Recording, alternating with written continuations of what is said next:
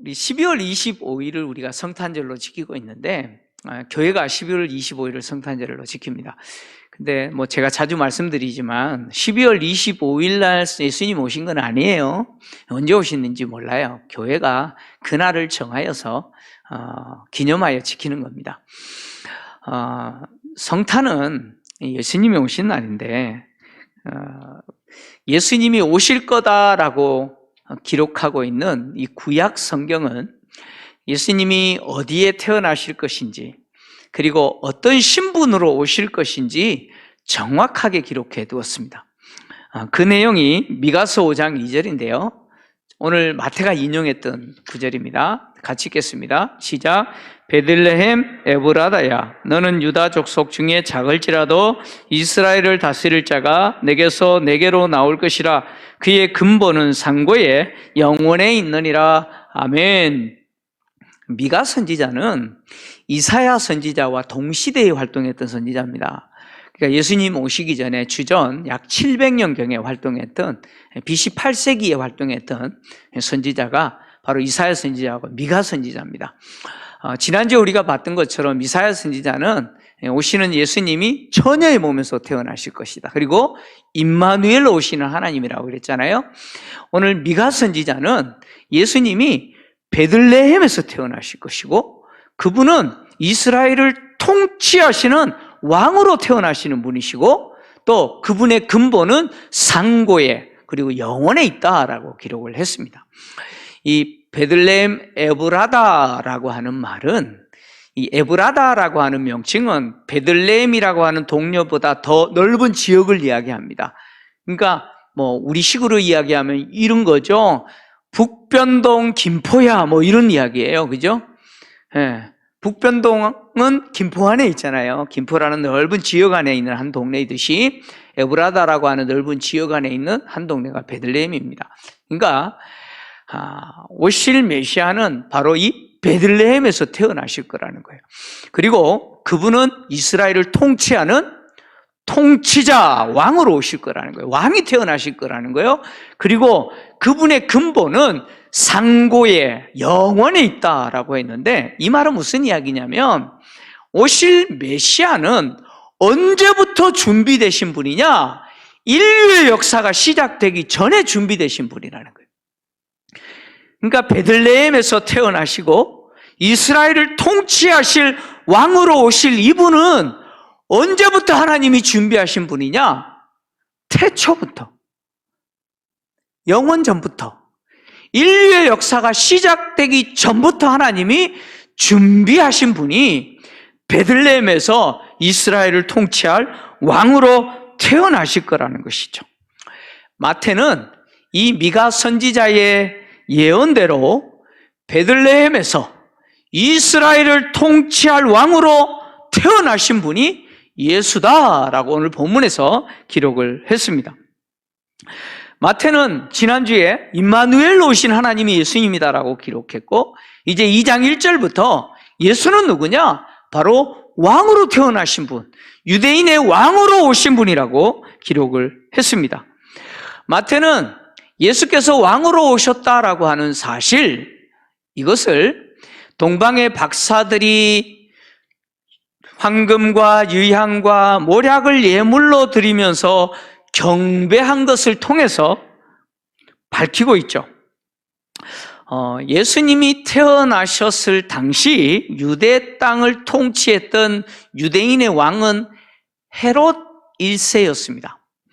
오늘 마태가 헤롯 때에 예수께서 베들레헴 땅에 태어났다라고 이야기하잖아요. 마태가 말하는 이 헤롯은 헤롯 1세를 이야기합니다. AD 63년에 로마와 유대의 전쟁이 있었습니다. 이 전쟁에서 유대는 로마의 폼페이 장군에 의해서 패배합니다. 그리고 함락당합니다. 예루살렘이 함락당해요. 그래서 이 팔레스타인 지역, 특히 유다 지역이 로마의 지배를 당하게 됩니다. 그래서 로마는 이 팔레스타인 땅을 속국으로 삼고 이 유대 지역을 통치할 왕을 누구를 세웠느냐? 바로 이 헤롯 1세를 왕으로 임명하여 이곳을 통치하도록 했습니다. 그래서 헤롯 1세는 BC 37년부터 AD 4년까지 유대인의 왕으로서 이 유대 땅을 통치했던 왕입니다. 이때에 예수께서 태어나신 거죠. 근데 이 헤롯 1세는 유대인의 왕으로 통치하고 있지만 유대인이 아니었습니다. 이 헤롯 1세는 이두메인이었습니다. 이두메인이라는 말은 바로 에돔 자손이라는 거죠. 에서의 후손인 에돔 족속입니다. 그러니까 이방인이죠. 에돔 사람인 이방인인 그가 유대인의 왕이 되어서 통치하는 거예요. 그래서 이방인 헤롯 1세는 유대인이 아니기 때문에 어떻게든 유대인에게 잘 보이려고 제2성전이라고 일컬어지는 스룹바벨 성전을 더 확장하고 아름답게 치장을 하기 시작했습니다. 그래서 그 성전을 헤롯 성전이라고 부르게 할 만큼 열심히 성전에 공을 들였던 사람이죠. 그래서 어떻게든 유대인들에게 좀 인정받으려고 호감을 얻기 위해서 애썼던 왕이 헤롯 1세였습니다. 이때에 이제 예수님이 태어나신 것이죠.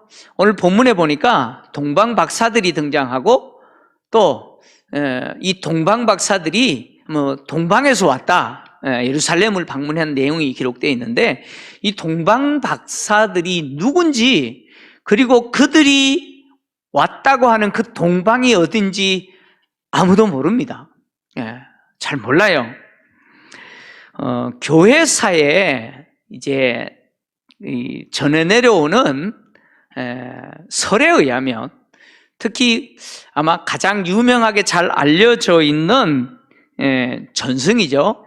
전승인 웨스트 전승이라고 전승이 있어요. 이 웨스트 전승에 의하면 이 동방 박사는 세 사람인데 그 이름이 멜키올, 발다살, 가스팔이다 이렇게 이게 기록해서 전해 내려오는데, 근데 이게 AD 6세기에 기록됐어요. 그러니까 예수님이 오신 지 600년 정도 뒤에 기록됐기 때문에 이게 정확하지가 않습니다.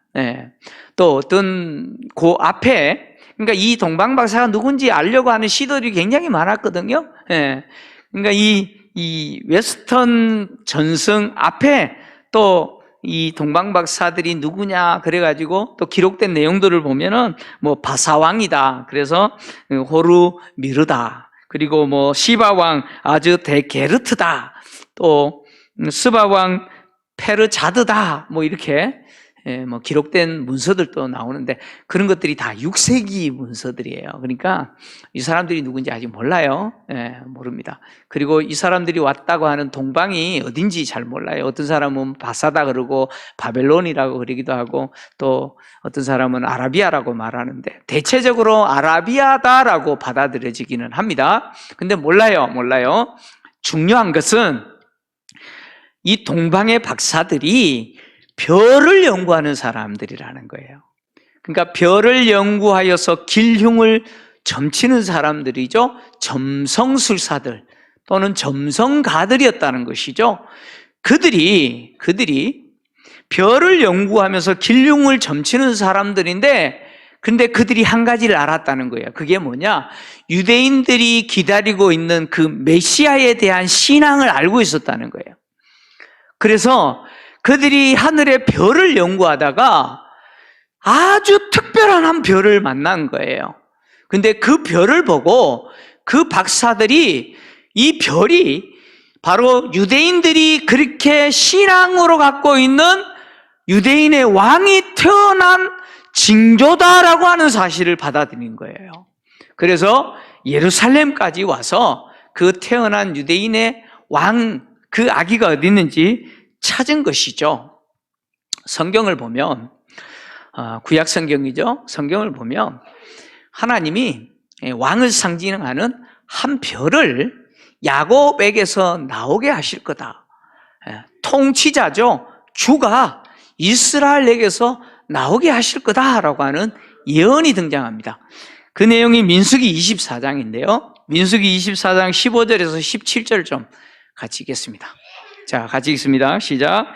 예언하여 이르기를 부올의 아들 발람이 말하며 눈을 감았던 자가 말하며 하나님의 말씀을 듣는 자가 말하며 지극히 높으신 자의 지식을 아는 자, 젖는 자의 환상을 보는 자, 엎드려서 눈을 뜬 자가 말하기를 내가 그를 보아도 이때의 일이 아니며 내가 그를 바라보아도 가까운 일이 아니로다. 한 별이 야곱에게서 나오며 한 규가 이스라엘에게서 일어나서 모압을 이쪽에서 저쪽까지 쳐서 무찌르고 또 셋의 자식들을 다 멸하리로다. 아멘. 이 발람이 예언한 건데요. 우리가 발람 선지자 그러는데 정확하게 이야기하면 발람 점쟁이입니다. 점쟁이에요. 발람은 점쟁인데, 그러니까 뭐 간신점이라고 하는 짐승의 배를 가르고 똑같이 합니다. 민수기에서도 똑같이 해요. 발람이 짐승의 배를 갈라놓고 배를 열고 그 내장 구조를 살피면서 길흉을 점치는 점쟁이에요.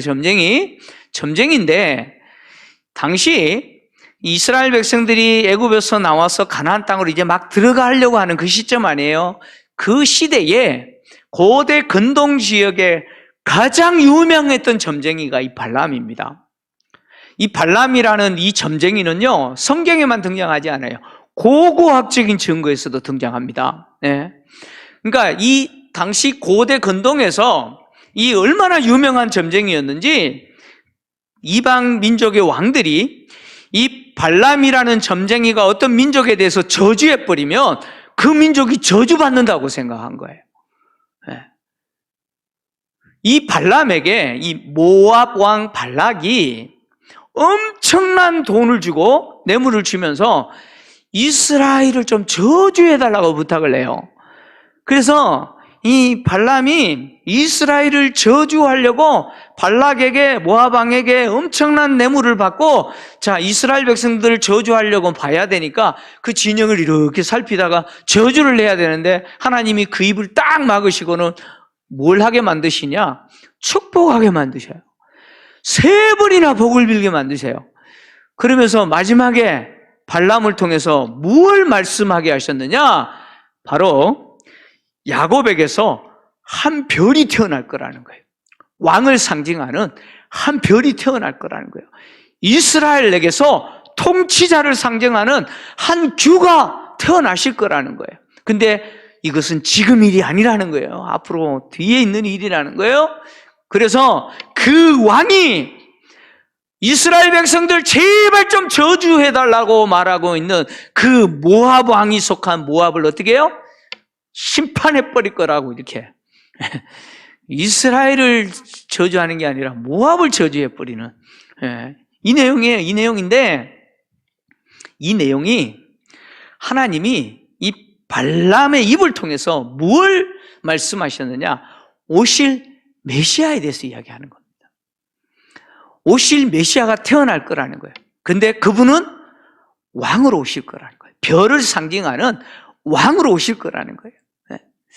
이 동방의 박사들이 이 민수기에 기록되어 있는 이 발람의 예언을 알았는지 몰랐는지는 몰라요.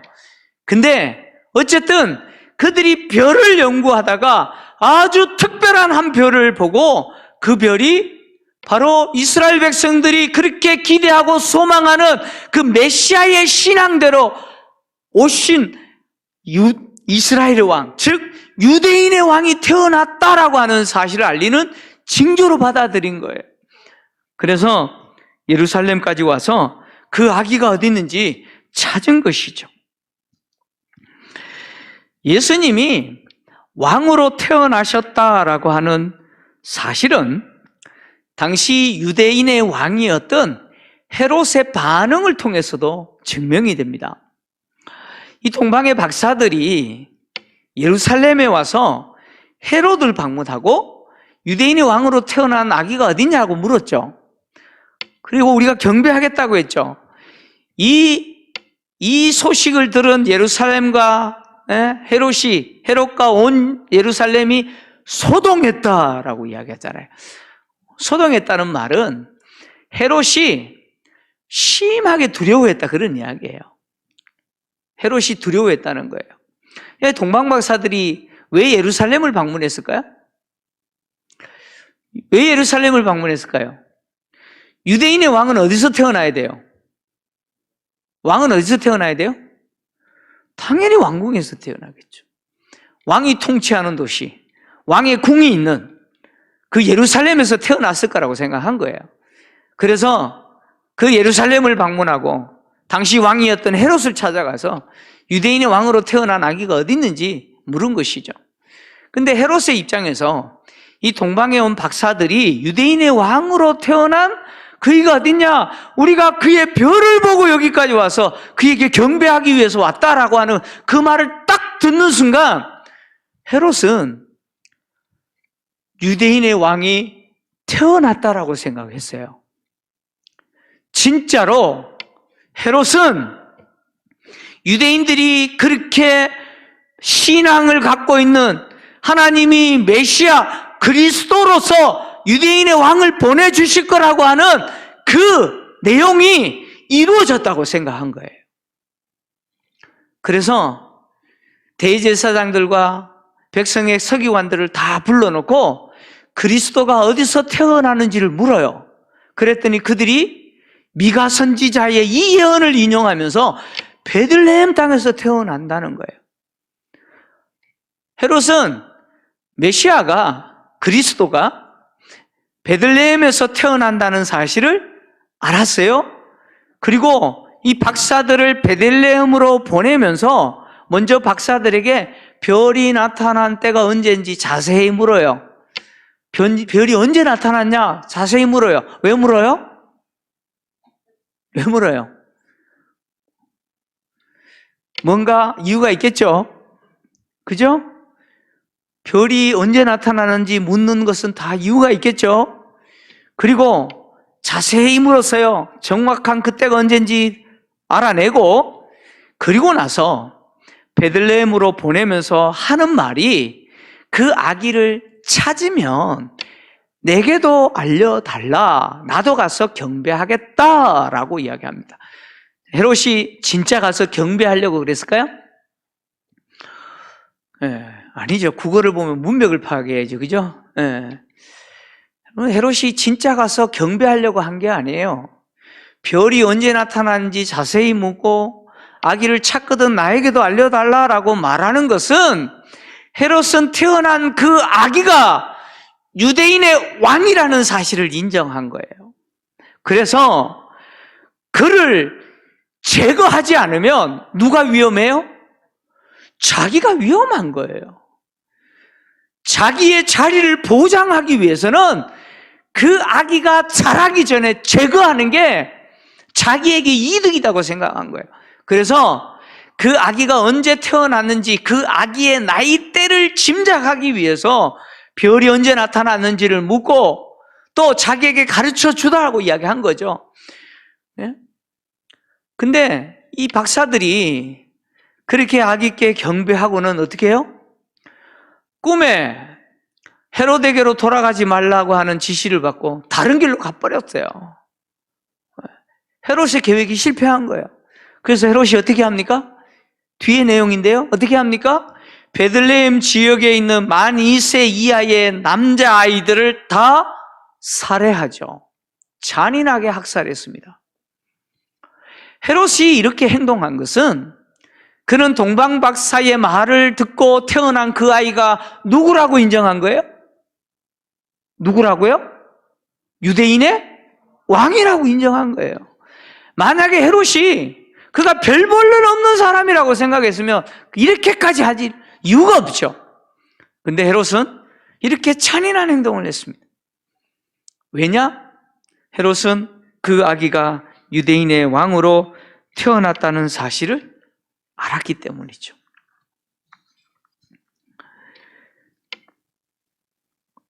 동방 박사들은 헤롯을 통해서 유대인의 왕으로 태어난 아기가 베들레헴에서 태어났다라는 사실을 알고 그곳을 향하여 가다가 그 동방에서 만났던 그 별이 문득 그들 앞에 나타나서 그들을 인도하는 것을 경험해요. 그리고 아기가 있는 집 그 위에 머물므로 그들이 그 아기가 있는 집을 찾게 되고 집으로 들어가서 그 아기께 황금과 유향과 모략을 예물로 드리며 경배했습니다. 동방 박사들이 이 태어난 아기 예수께 황금과 유향과 모략을 예물로 드리면서 경배한 것은 이 아기가 누구이기 때문입니까? 왕이기 때문이에요. 동방 박사들이 황금과 유향과 모략을 예물로 드린 것은 당시 왕들에게 드리는 예물이 바로 이런 종류였기 때문에 그렇습니다. 열왕기상 10장 1절, 2절, 10절을 보면 스바 여왕이 솔로몬의 그 뛰어난 지혜를 듣고 솔로몬의 지혜를 들어보기 위해서 예루살렘을 방문해요. 예루살렘을 방문해요. 이렇게 방문할 때 솔로몬에게 줄 선물로서 예물을 가져오는데 2절을 보시면 예루살렘에 이르니 수행하는 자가 심히 많고 향품과 유향과 모략과 같은 향품이에요. 향품과 금과 보석을 낙타에 실었다 이렇게 이야기합니다. 그리고 10절을 보면 이렇게 기록하고 있죠. 이에 그가 금 120달란트 그리고 심히 많은 향품과 보석을 솔로몬에게 주었다 이렇게 이야기합니다. 왕들에게 주는 예물이 뭐예요? 금, 황금, 그리고요 향품들, 유향과 모략 같은 이런 향품들을 왕에게 주는 예물이었습니다. 그러니까 동방의 박사들이 아기 예수께 경배하면서 드린 이 예물은 왕에게 드리는 예물이었죠. 예수님이 왕이신가 아닌가라고 하는 이 문제는 예수님의 십자가 죽음 사건까지 연결됩니다. 다시 말하면 예수님이 십자가에 죽게 된 이유도 뭐냐? 왕인가 아닌가 이 문제였습니다. 예수를 십자가에 못 박아 죽여달라고 호소하는 유대인들의 그 호소를 들은 빌라도가 예수님을 십자가에 처형하려면 무슨 죄가 있어야 될 거 아니에요? 그잖아요? 처형당할 무슨 죄가 있는지 신문하기 위해서 예수를 신문할 때 물은 질문이 뭐냐? 네가 유대인의 왕이냐라는 질문이에요. 마태복음 27장 11절입니다. 마태는 이것을 기록했어요. 자, 같이 읽겠습니다. 시작. 예수께서 총독 앞에 섰음에 총독이 물어 이르되 내가 유대인의 왕이냐? 예수께서 대답하시되 내 말이 옳도다 하시고 총독 빌라도가 물어요. 네가 유대인의 왕이야? 라고 물어요. 그럼 예수님께서 뭐라 그래요? 네 말대로 맞다. 내가 유대인의 왕이라고 이야기하시는 거예요. 그럼 빌라도가 예수님께 네가 유대인의 왕이냐? 라고 이렇게 물었을 때 진짜 왕이라고 생각하고서 묻은 건 아니겠죠? 예. 그럼에도 불구하고 뭐 스스로 왕이라고 하는지는 모르겠는데 자기가 유대인의 왕이라고 말하는 이 예수를 아무리 신문해도 처형할 만한 죄가 없어요.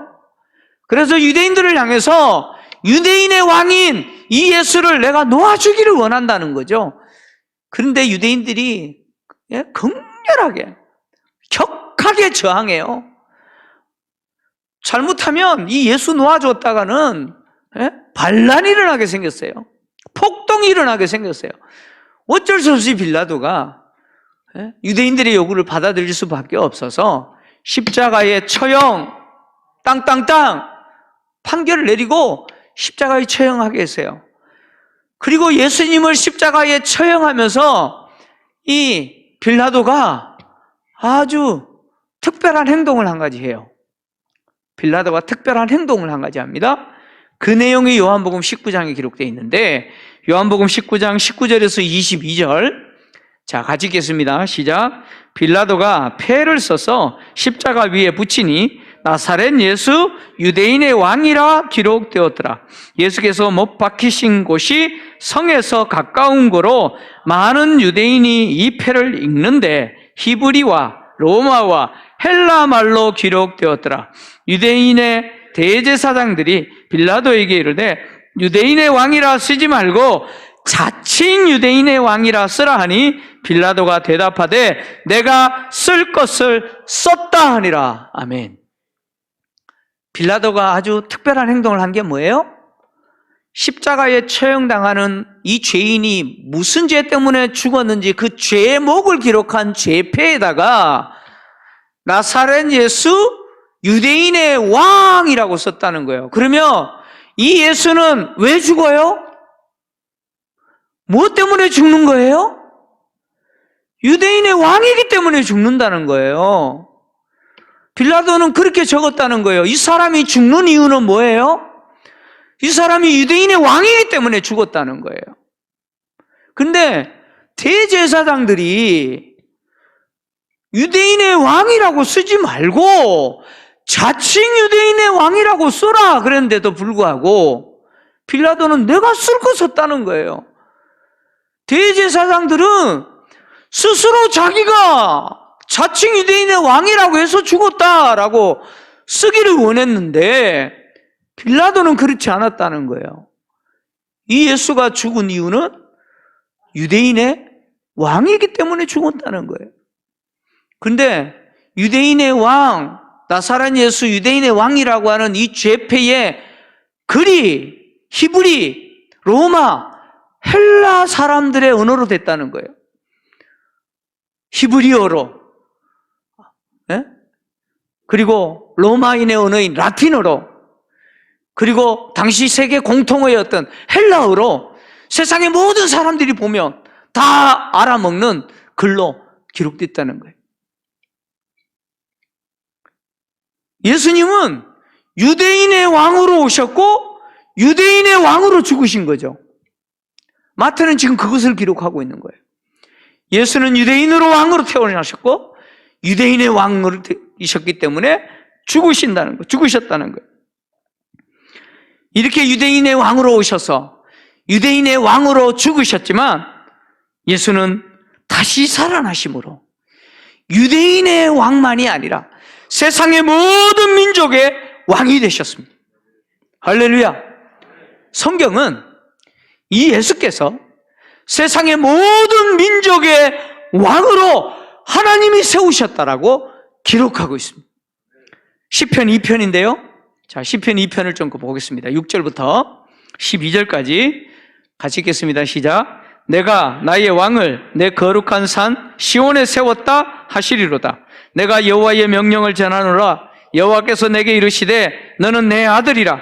오늘 내가 너를 낳았도다. 내게 구하라. 내가 이방 나라를 내 유업으로 주리니 내 소유가 땅끝까지 이르리로다.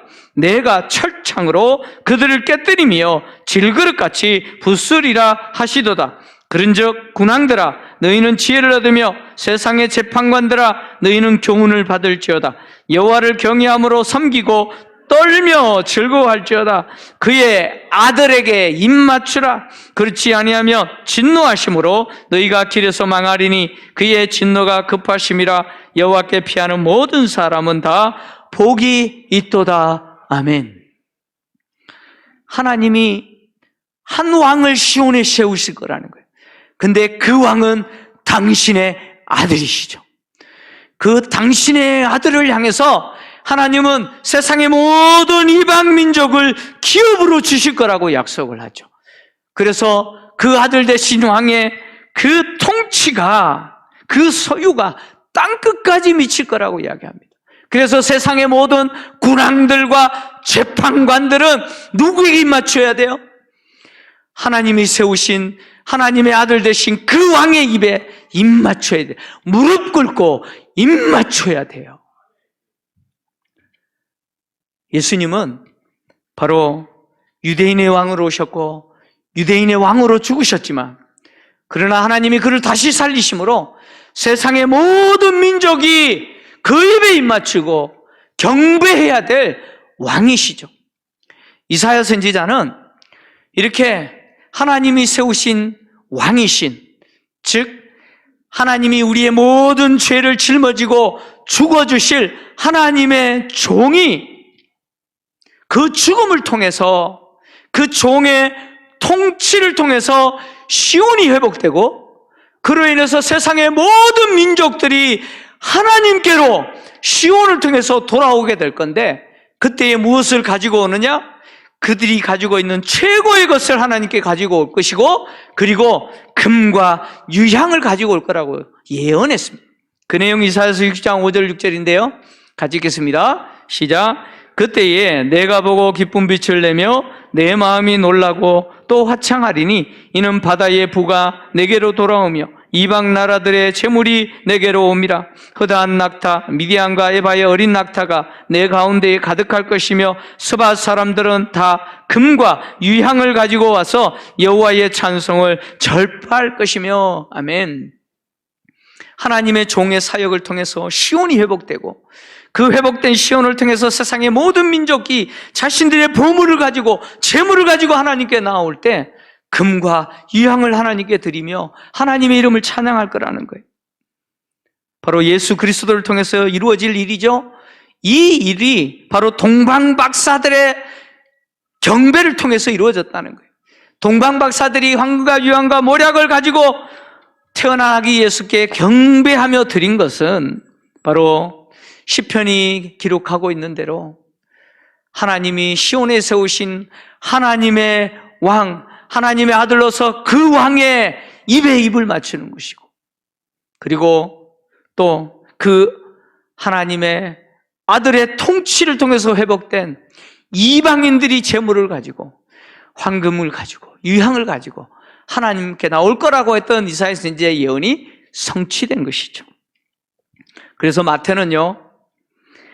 마태복음을 시작하면서 예수는 유대인의 왕으로 오셨다라고 기록하고, 그리고 유대인의 왕으로 예수는 죽었다고 기록하고, 그리고 마태복음을 마무리하면서 예수는 단지 유대인의 왕만이 아니라 하늘과 땅의 모든 권세를 가지신 분이라고 기록하고 마태복음을 마무리합니다. 마태복음 28장 18절 한 절 같이 읽습니다. 시작. 예수께서 나와 말씀하여 이르시되 하늘과 땅의 모든 권세를 내게 주셨으니. 아멘. 예수는 하늘과 땅의 모든 권세를 가지신 절대적인 존재라는 거예요. 모든 민족이, 모든 존재가 경배해야 될 만왕의 왕이신 절대적인 분이 예수라는 것이죠. 하나님은 유대인의 왕으로 오시고 유대인의 왕으로 죽으신 예수를 다시 살리시고, 그 예수라는 이름을 한 인간의 이름이 아니라 하늘과 땅과 그 아래에 있는 모든 존재로 하여금 그 이름에 무릎을 꿇고 경배하고 주라고 고백해야 할 절대적인 존재로서의 하나님의 이름이 되게 하셨죠. 그 내용이 빌립보서 2장 6절에서 10절인데요. 마지막입니다. 같이 읽겠습니다. 시작. 그는 근본 하나님의 본체시나 하나님과 동등됨을 취할 것을 여기지 아니하시고 오히려 자기를 비워 종의 형체를 가지사 사람들과 같이 되셨고 사람의 모양으로 나타나사 자기를 낮추시고 죽기까지 복종하셨으니 곧 십자가에 죽으심이라. 이러므로 하나님이 그를 지극히 높여 모든 이름 위에 뛰어난 이름을 주사 하늘에 있는 자들과 땅에 있는 자들과 땅 아래에 있는 자들로 모든 무릎을 예수의 이름에 꿇게 하시고 모든 입으로 예수 그리스도를 주라 시인하여 하나님 아버지께 영광을 돌리게 하셨느니라. 아멘. 예수는 유대인의 왕으로 오셨고 유대인의 왕으로 죽으셨지만 하나님은 그를 다시 살리시고 세상의 모든 민족의 왕이 되게 하셨어요. 그래서 세상의 모든 존재는 그 무릎을 예수의 이름에 꿇고 예수를 주라 고백하는 절대적인 존재, 만왕의 왕이 되게 하신 것이죠. 여러분, 예수는 우리의 왕이 되기 위해서 오셨습니다. 예수는 하나님의 통치를 거부하면서 살았던 우리가 이제는 하나님의 통치를 회복하고 왕이신 예수를 통해서 하나님이 주시는 그 나라를 소유하고 그 왕이신 그리스도의 나라를 소유한 백성으로 그 은혜와 복을 누리면서 살도록 하시기 위해서 오신 분이 예수 그리스도입니다. 예수는 그래서 믿어도 되고 안 믿어도 되는 분이 아니에요. 예수는 모든 민족의 왕이시기 때문에 그 예수의 이름에 무릎을 꿇고 예수를 나의 주, 나의 왕이라고 고백하면서 그분의 통치에 순종하면서 사는 자들에게 하나님의 통치의 복, 이 땅을 살아가면서도 하나님이 통치해 주시는 그 돌보아 주심의 은혜를 누리게 될 것이고, 장차 그 왕이 다시 오셨을 때 하나님이 주신 그 하나님의 나라, 그리스도의 나라에서 왕노릇 하시는 주님과 영원히 함께 있는 영생 복락을 누리게 하실 거예요. 그러나 그 왕이신 예수를 대적하고 거부하는 자들에게는 무서운 심판이 있을 거예요. 성탄은 바로 우리의 왕이 되셔서 우리에게 그 나라를 주시고 그 나라 백성으로 사는 복을 주시기 위해서 주님이 오신 날입니다. 사랑하는 성도 여러분, 일평생 예수는 나의 왕, 예수는 나의 주 고백하시면서 그분의 통치에 순종하시면서 그분의 나라에서 그분의 백성으로 시민으로 살아가시는 복이 있기를 주의 이름으로 축원합니다.